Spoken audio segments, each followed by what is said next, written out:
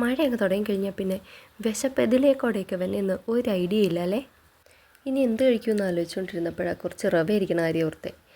എന്നാൽ പിന്നെ ഒരു കേസരി അങ്ങ് ഉണ്ടാക്കിയേക്കാന്ന് ഓർത്തു.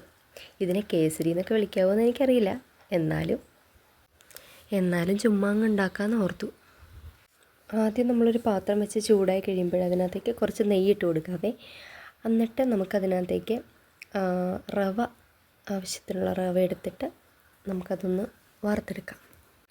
റവ നന്നായിട്ട് ഇളക്കി കൊടുക്കാവേ.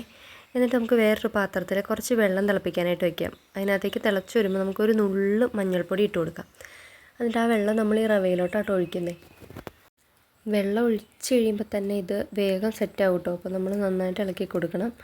എന്നിട്ട് അതിനകത്തേക്ക് ആവശ്യമായിട്ടുള്ള മധുരത്തിന് ആവശ്യമായിട്ടുള്ള പഞ്ചസാരയും കൂടെ ചേർത്ത് കഴിഞ്ഞിട്ടുണ്ടെങ്കിൽ നമ്മുടെ കേസരി റെഡിയായേ. ഇനി ഒരു ചായയും കൂടെ ഇട്ടിട്ട് കുടിച്ചിട്ടുണ്ടെങ്കിൽ കുറച്ച് സമയത്തേക്ക് ഒരു ആശ്വാസം കിട്ടുമായിരിക്കും അല്ലേ. എൻ്റെ സ്വന്തം കേസരിയും ചായയും റെഡി ആയിട്ടുണ്ട്. ഇനി ഇതൊന്ന് കുടിക്കട്ടെ കേട്ടോ.